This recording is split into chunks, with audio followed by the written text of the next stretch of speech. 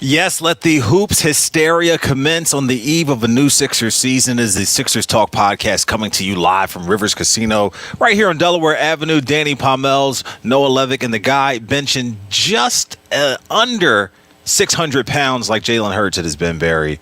Ladies and gentlemen, we appreciate you tuning in and checking us out. A lot to talk about here. We're going to try to sift through it all, but first and foremost, the excitement of playing the Milwaukee Bucks is one thing, but Noah, suddenly Houdini Harden has reappeared after a 10-day absence. He was back at the facility.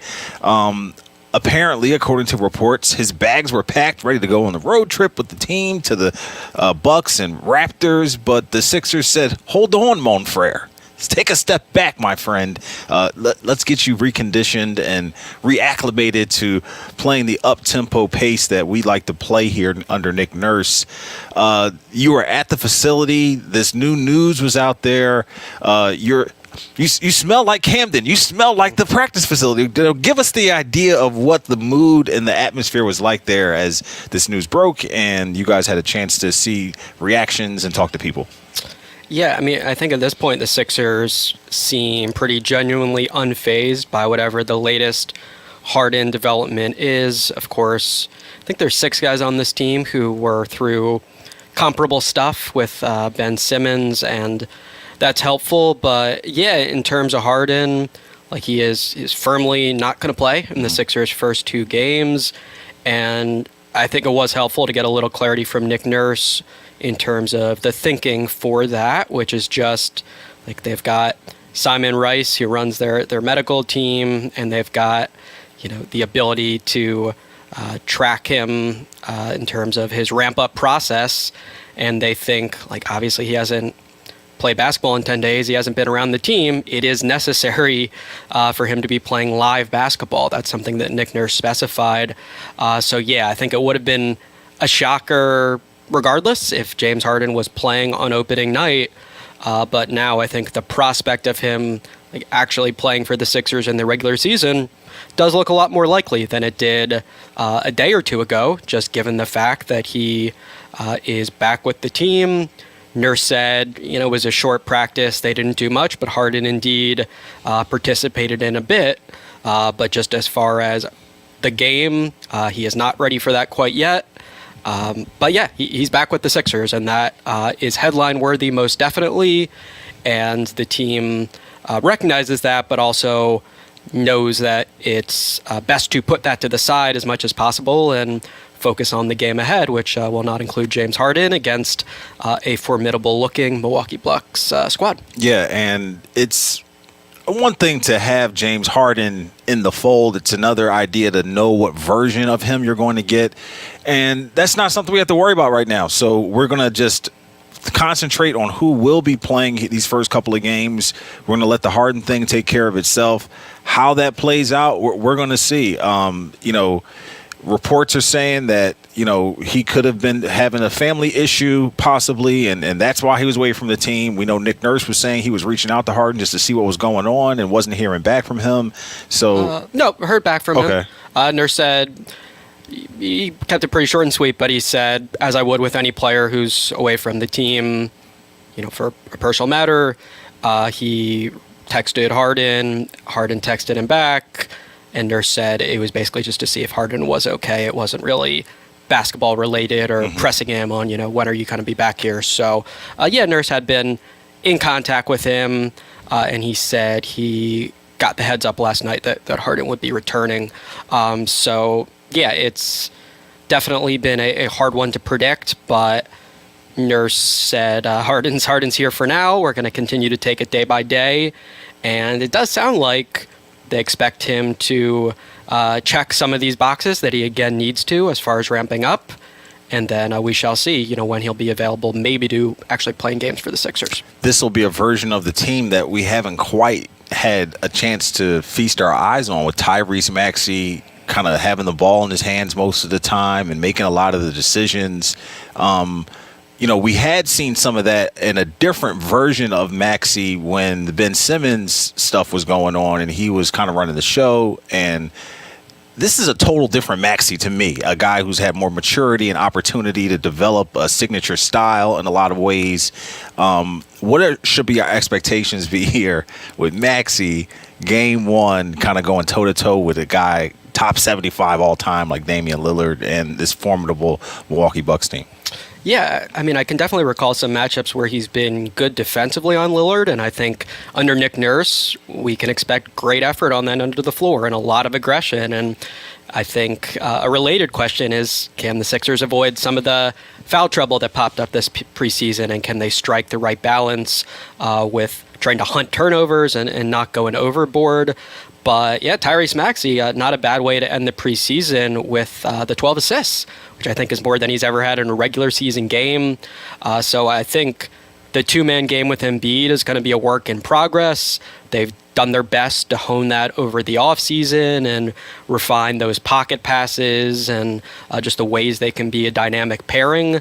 I'm not expecting that to be like A-level off the bat, but I do think Tyrese Maxey is going to be aggressive on both ends of the court. And I think a lot of the productive defense that we saw in the preseason, just with like turnovers, forcing turnovers, deflections, ball pressure, I think that's going to be there at a decent level from the jump. I'm pretty optimistic on that front. I think offensively, we occasionally might see issues where he doesn't make the precisely correct read in the pick and roll, or he is too deferential to Embiid, or he doesn't pick his spots exactly the right way. But look, Tyrese Maxey is a gamer. The spotlight will be on, and I think in all likelihood he's going to be pretty good off the bat for the Sixers on both ends of the court, and they need that to come out strong here. And yeah, I mean, not an easy schedule. They have 3 games in their first 4 days. So, yes, James Harden is the main headliner, but in order to get this Nick Nurse era off to a nice start, I think a lot of the positives that we saw from Maxey in the preseason, the Sixers do need those to carry over right away. What should fans be looking for and paying attention for when it comes to style of play under this new Nick Nurse regime? So much has been made about this James Harden stuff, and a bit of a distraction from implementing, all of the actionable steps and things to change what was into what is from the Rivers regime into Nick Nurse's style of play. What are some things? We've seen the tempo, we've seen the emphasis on effort and energy. What are some other things that fans should be paying attention to that'll be new when it comes to how they play? Yeah, Paul Reed actually gave some fascinating specificity there today. So I think I mentioned before, we hear these random sounds, coming out of the practice gym. One of those is indeed like the sound of an eagle screeching, and Reed said that's basically this concept of like you get back in transition defense, you build a wall, and like you get big, like you extend those arms and show your full length. Oh, so, like an eagle spreading his wings? I think that's the ideal vision for the Sixers. So, yet Nurse, as I think I mentioned, was blunt about the Sixers' transition defense has indeed been problematic in past years. It should be better, and that has been an emphasis. Well documented. Yeah, it's got to be better from day one. And, of course, they would love that to go along with improvements as well with offensive rebounding, but I think most definitely transition defense is going to be a priority off the bat. I think also just more unpredictability schematically. So, yes, that is going to revolve around Joel Embiid offensively, but I think Nurse is open to little spurts where maybe they like Tobias Harris's matchup, or maybe they think Tyrese Maxey just can't be guarded by the specific player, and they're going to have more variety offensively. And then we know all about the, defensive tricks Nick Nurse has up his sleeve. I think we even saw some of that in the preseason finale where Embiid wasn't just default drop coverage. He was coming out to the perimeter some and showing a little of his versatility on that end. So yeah, I think trying to pinpoint it, it's like a more aggressive, attack-minded, physical team that wants to have multiple ways that they're able to beat you. I think some of those areas should be good initially because they're very much just effort and mentality based. Like, we're going to play hard, we're going to box out every possession, we're going to get back on defense. And then I think some of the X's and O's stuff will take time to develop, but they've done their best in these last few weeks to just have more options when teams take away, the Sixers' plan A or B. I think that is what Nick Nurse hopes this team looks like, in year one under him. Yeah, I think that's the natural progression of the discussion is, are the Sixers equipped to execute all of these ideas and plans that Nick Nurse has? Are they personnel-wise ready to be able to step up and be interchangeable defensively and, play in the way that he wants them to play? I think in some ways, absolutely. I think, look, Tobias Harris and PJ Tucker are still good players in some ways, but, athleticism and pace are not their fortes. So if they're still going to be high-usage guys, I don't envision the Sixers being, elite in the NBA, either in transition offense or defense, quite frankly. But I do think they can be, middle of the pack or good in some areas where they've previously been just downright bad. And then I think, some of this is also just going to hinge on Joel Embiid and Tyrese Maxey's development as playmakers, because if the Sixers do want to have a multiplicity of offensive options, well, Tyrese Maxey's got to be really smooth with reading what to do when teams try to take away his right hand or teams do blitz him. Joel Embiid's got to be better than he was last year when his mid-range jumper's not falling and, the opponent's being really physical and sending a ton of help defense at him. But yeah, I think it's realistic to expect that stylistically the Sixers can make pretty good progress in the first, chunk of the season, stylistically, with those areas. It helps to have the MVP there to kind of make everything kind of helps smooth a ton. out. Yeah, everyone should get open shots still, and there's a lot of things you should be able to rely on when Joel Embiid's in the lineup. And then you look at these quote-unquote peripheral areas of, can we do better with the possession game? Can we allow less cheap points? Can we force a few more turnovers and be a little more aggressive knowing Embiid's there as the backline of the defense? I think you can give somewhat confidence yeses to most of those sorts of questions. And I think that's encouraging for the Sixers. I think it won't always be linear progress. It won't always translate to amazing wins over great opposition. But strictly as far as being the kind of team that Nick Nurse wants, I think that should be attainable relatively early in the season.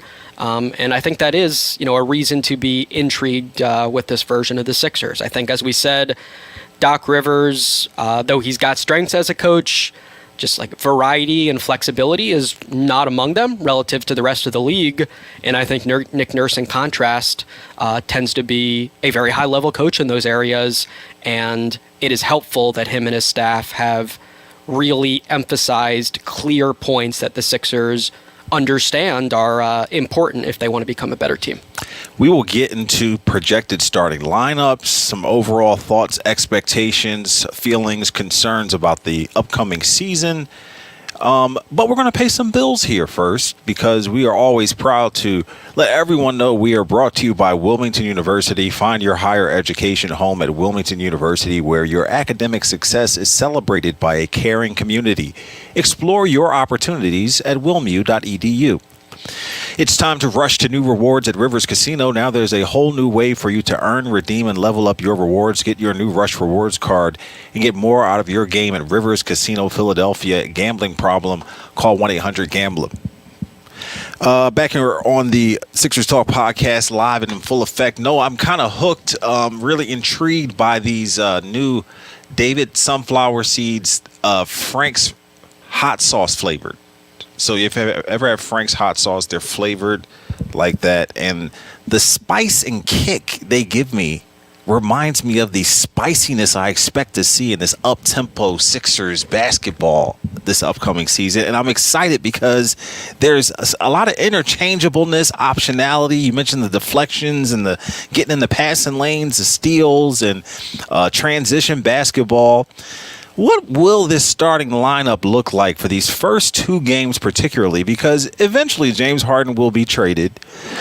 I don't know if there will be for a player that will be plug and play into the starting lineup. So the nucleus they form here could be the nucleus that helps, project this team to the most wins this season if Harden isn't a productive member of it.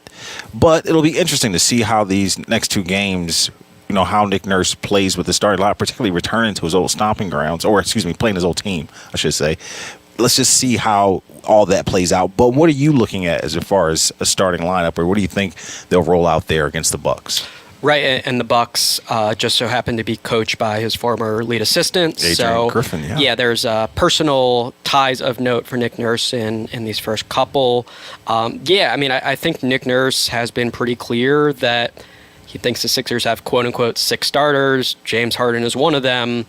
Therefore, the other 5 are the guys you saw in the preseason finale. So that is the Maxey Melton backcourt, the Harris Tucker forwards, and Joel Embiid, the crown jewel in the middle. It's a good lineup, in my opinion. I mean, the Sixers didn't play it a ton last year, but per cleaning the glass, they had a plus 17 net rating in 180 possessions with that unit, which is outstanding. And I think it's a well-rounded group. As we said, when you play Harris and Tucker together, those guys are not, inherent pace pushers, though I do think Tobias Harris has shown that he can be productive in transition, especially when you have a speedy ball handler next to him. Previously Ben Simmons, now perhaps Tyrese Maxey can be useful for Harris in that regard. I think DeAnthony Melton, as we've said, could be poised for an even larger role this season. He took a step up last year, started, I think, 58 games, and he's going to be encouraged to shoot even more threes. Like Maxey joked after the preseason finale where Melton took 10, he needs to do that every night. I'm not so sure I agree with that concept, but yes, I think they need him shooting every possible open 3. I think they need him creating a bunch of turnovers, as he tends to do, and I think they need him finishing better. And the preseason for me was quite encouraging on all those fronts. He looks like a healthier, more explosive version of himself. And I think it's a decent lineup for the Sixers. I don't think it's a lineup that is going to terrify the Celtics and Bucks of the world. But I think as far as having defensive options, I think they should feel decent there. PJ Tucker is a little more limited than he once was as far as the positions that he can guard well. But I do think he still can be productive in his role. And I think the Sixers will again probably lean on Tobias Harris to guard a lot of star 3s and 4s of the world in the NBA. So as you said, super uncertain how long this will be the first choice lineup. But honestly, I think the Sixers should feel pretty good about it. I think as a quote-unquote plan B, it's not bad at all, and that's in large part just to the fact that DeAnthony Melton was one of the NBA's best 6-man men last year, and he's fully capable of starting and doing well in that role. Yes, he is, and of course the bench and how that's parsed out will be interesting because Paul Reed, Kelly Oubre, Pat Bev, all there in the mix. First off the bench will be interesting, but just some players behind them, Springer, Korkmaz, will be interesting to see how Mo Bamba is worked in. And I feel good because I remember last time it was a little frustrating. We couldn't get the numbers down. Yeah. The other day, Nick Nurse helped us a little there. So he said he thinks basically there are 12 rotation-worthy players in his eyes. Javonte Smart in the preseason finale played the last 6 minutes. I think we can not include him among those 12. So then you've got 7 bench players who are perhaps in the mix. And no, I don't think the Sixers will go with a 12-man rotation on opening night. But I think initially Nurse sees 7 guys as maybe being worth a shot in the regular season. So Jaden Springer is absolutely one of them. I don't think Mo Bamba is right now. I think Nurse feels confident in Paul Reed has his sole backup center and also has belief that he can play some minutes next to Joel Embiid effectively. I think PJ Tucker will, of course, still be the Sixers' primary power forward. Tobias Harris will play minutes there as well. But yeah, I think Paul Reed is the sole backup center to begin the season. And I think there is still some room for things to change, like on the wing and at the backup guard spot with the whole Patrick Beverley, Jaden Springer thing. And then, that wing mix, I think Danny Green did quite well. I think Kelly Oubre had a nice preseason. And then Nurse just didn't get to see very much of Korkmaz and House.